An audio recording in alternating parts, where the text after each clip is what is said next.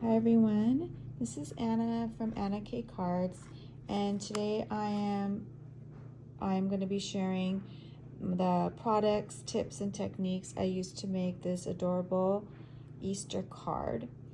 And I wanted to start off with making my own background.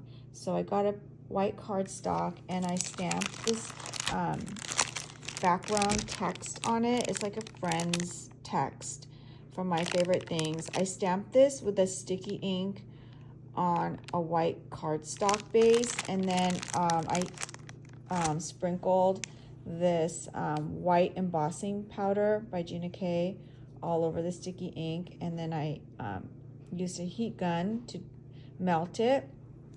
And then I took this Distress ink, oxide ink by Tim Holtz, and I just used a blender brush and I blended over it. And when you do that, the white embossing folder resists the oxide ink, and it stands out. And so I have this text background. And so I wanted that to show on one side of the card. And then I took another white cardstock and I used this embossing folder by Tim Holtz. It's a basket weave and it's like a 3D embossing folder, so that's why it really shows up like this after I emboss it. But before I embossed it, I made a torn edge on the cardstock, and then I embossed it, so I have like a torn edge here, and then I put it over the other heat embossed cardstock. And so I got like a double background there. And then what I wanted to, so then the rest are all die cuts. So this is a little wreath die cut. It's plain. It's a plain die cut by Tim Holtz, like this. And I die cut it out of green cardstock. So here for the rest of these, I used colored cardstocks. You could use white cardstocks and color them in with ink or with distress inks or any type of inks.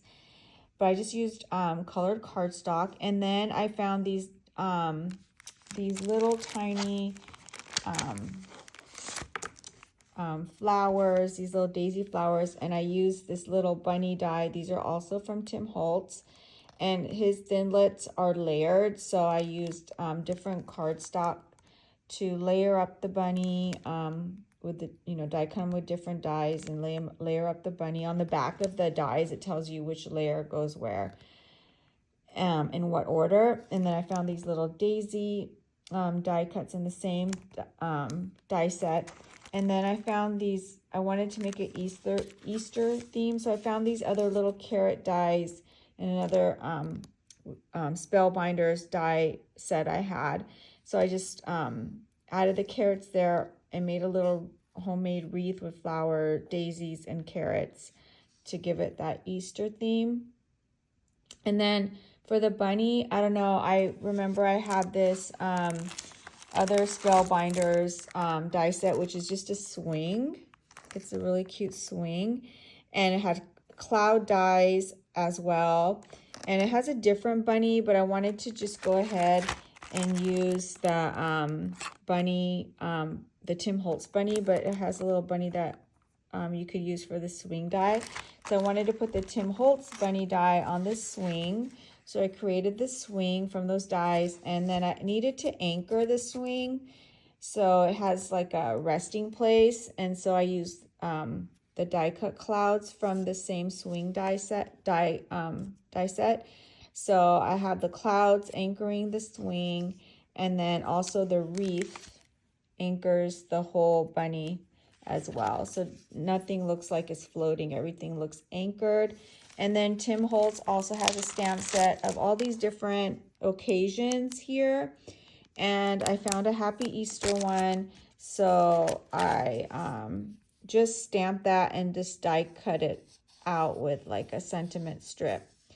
And I did some splattering with this Tim Holtz Distress paint in the brown and the vintage photo color, just to go with the the swing set, and I splattered that using a brush, also a splatter brush that also is made by Tim Holtz. So this card is so dimensional, all the different textures, dimensions, mixed media to make this card. I love it so much. Thanks for checking it out.